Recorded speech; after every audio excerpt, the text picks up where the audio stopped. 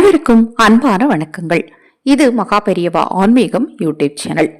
ஒவ்வொரு குடும்பத்திலையும் இருக்கக்கூடிய கஷ்டத்துக்கு பின்னாடி ஒரு காரணம் அப்படின்னா, முக்கியமான ஒரு காரணம் அவர்கள் தெரிந்தும் தெரியாமலும் செய்த பாவங்கள், அவர்களுடைய முன்னோர்களுக்கு யாராவது வைத்த சாபங்கள்.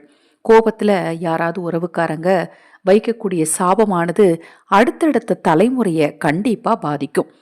நீங்களுமே எப்பவாவது கோபம் வரும்போது யாருக்காவது சாபம் வைக்கணும் அப்படின்னு நினைச்சீங்கன்னா, ஒரே ஒரு நிமிடம் தயவு செய்து யோசிங்க.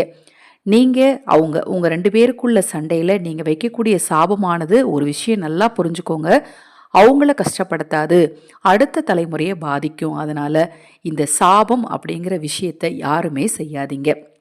ஒரு அன்பான வேண்டுகோள், இந்த பதிவை முடிந்த வரைக்கும் உங்களுக்கு எப்போ நேரம் கிடைக்குதோ அப்போ கேளுங்க.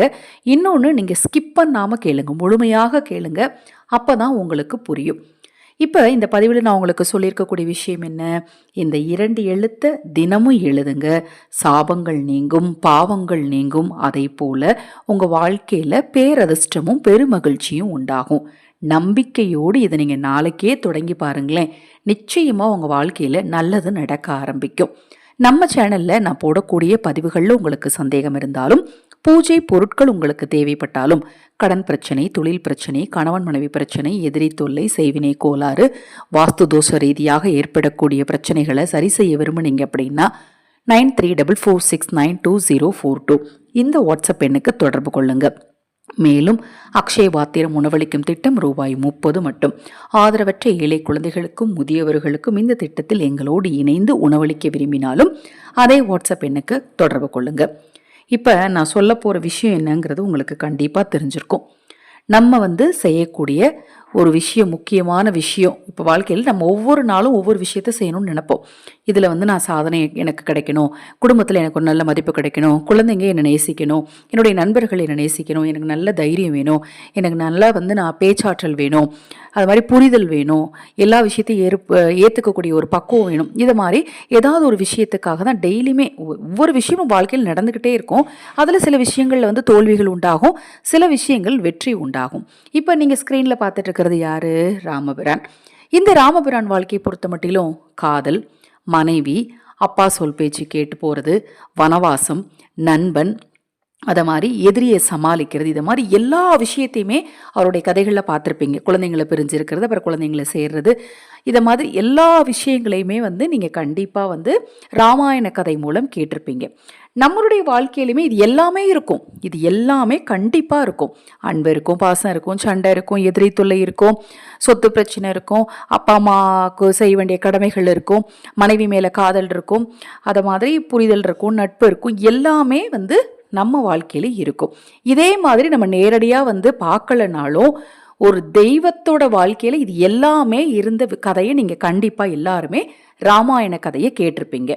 இந்த ராமாயண கதை கேட்ட எல்லாருமே கண்டிப்பா ராமர் மேல ஒரு அதீத பாசம் கண்டிப்பா இருக்கும். அதே அளவுக்கு பார்த்தீங்க அப்படின்னா ஹனுமன் மேலையும் இருக்கும். ஏன்னா ஹனுமனுடைய அந்த பக்தியானது, ராமர் மேலே அவர் வச்சிருக்கிற பக்தியை அவர் நெஞ்ச பிளந்து காட்டினார். அந்த கதை எல்லாருக்குமே நல்லா தெரியும், அந்த அளவுக்கு ஒரு பக்தி இருந்தது. அதனால எல்லாருக்குமே ஹனுமனையும் பிடிக்கும். ஹனுமனாகட்டும், சிவனாகட்டும், எல்லாருமே சொன்ன ஒரு நாமத்தை தான் நம்ம தினம்தோறும் எழுத போகிறோம். அது என்ன நாமம்? ராமநாமம். ராம என்னும் 2 எழுத்தை ஒரு நோட்டு போட்டு வச்சுக்கோங்க. காலையில் தூங்கி ஏஞ்சோடனே, இரவு தூங்குறதுக்கு முன்னாடி, அப்படி நீங்கள் தலையணை பக்கத்துலேயே வச்சுக்கோங்க. ஏஞ்ச உடனே எழுதுங்க, நைட்டு தூங்குறதுக்கு முன்னாடி எழுதுங்க. உங்களால் எத்தனை முறை எழுத முடியுமோ, இவ்வளோ தடவை எழுதணும், இத்தனை நாள் எழுதணும், அதெல்லாம் வேண்டாங்க.